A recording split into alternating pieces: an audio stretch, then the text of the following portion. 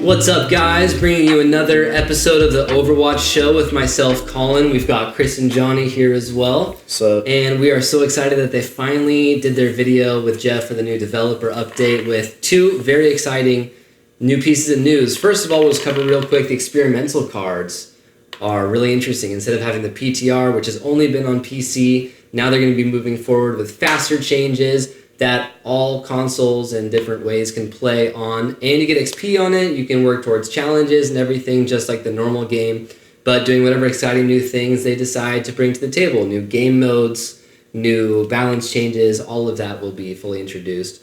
But what I'm really most excited about, what we'll be talking about more, is the hero pool they're introducing for the next season of competitive play. Mm-hmm. So it seems like maybe 4 to 5 heroes they're doing or so will be removed from competitive play for the season, changing every week or so. And Jeff said there's still going to be a little bit of change on that. We're not sure exactly what it's going to look like. What we're really most excited about, though, is the hero pool they're introducing. Chris, what do you think about that? I don't like it. Honestly, I don't like it one bit. Why is that? Why take heroes away? Like, they've worked so hard to build heroes for so long, and we have all these different heroes that we've spent hours, hundreds of hours, investing all this time into. And I understand, right? Frito's been championing hero bans for so long, and good for you, that's great. But don't take away someone in the game, especially if they take away, and I think they'll be smart about it, but what if they take away counters? Like, what if there's a Genji that hasn't been banned and Winston's gone? I know there's things I can do as a tank to counter that, but I don't like that there's going to be heroes all of a sudden just gone because people are complaining that they're bored of the meta. I think that's silly. So you think they're just catering to what the community's been asking for, but it's not what the community actually really needs necessarily?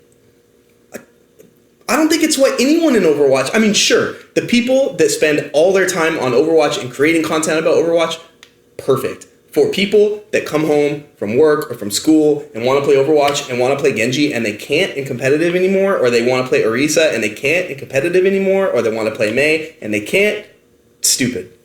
Johnny, thoughts? I think you're lost. Lost?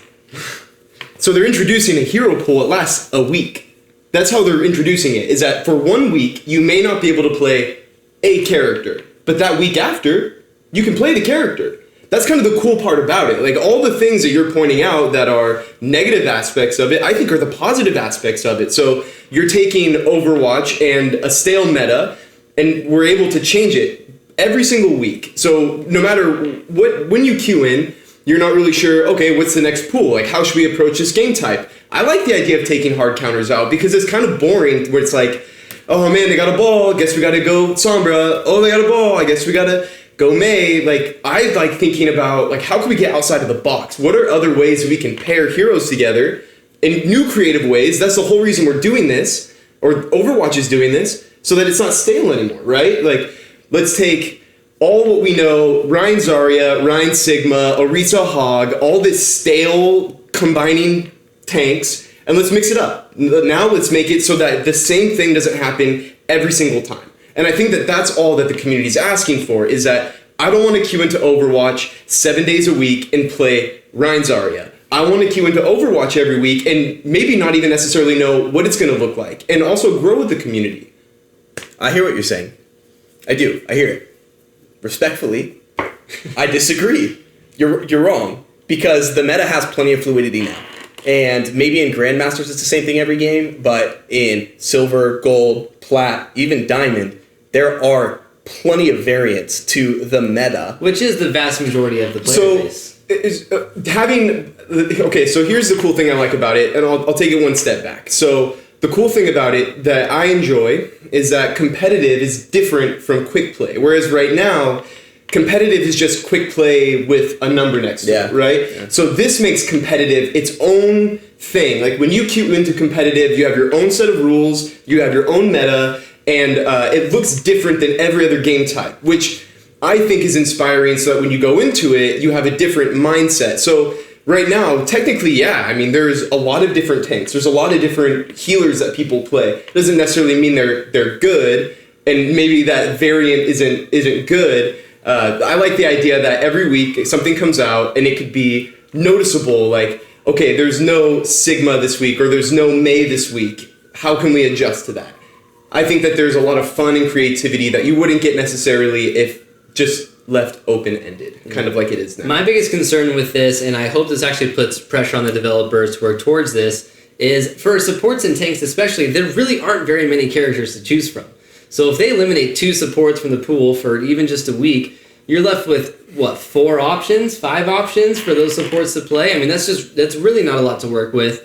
And although I like how it makes the game more adaptable and there's these different shifts in the meta based on the hero pool, it also kind of leads towards more stagnation because there's not really that many characters to play in the first place. What if Blizzard is taking a different approach, whereas before, typically Blizzard releases something and then later cleans it up? Maybe this is Blizzard preemptively giving us something that they're like, you may not understand why we're going to do it, but at the end of the year when Overwatch 2 comes out and all the new maps come out and these new heroes come out, it'll make more sense. Let's say they release 4 new characters this next year. Maybe. The hero pool will make more sense because there's more options. But it doesn't make sense now. I think it makes sense now from the aspect of just making competitive its own thing. I like the idea of not having a hero ban. I think it's not something that I thought of, and I'm not going to take credit for it. Jeff said it right. It makes sense. Having a hero ban, there would be a hero ban meta, and it would be just as stale as if there wasn't a hero ban. I like this because it's fluid. Every week it changes. You never know what hero is banned. I think it helps eliminate one tricks in a way. Like you're not going to, like when you play the guy who only plays Genji and Genji's not available that week, that puts us at a big advantage. I like that. And it does it without forcing us to always take Sigma out of the game or always take Ashe out of the game, which I feel like would get boring very quickly in a hero ban. Thanks so much for watching the Overwatch Show this week. Please like and subscribe. We release one of these every single week. As always, thanks for hanging out in the D-pad. Bye.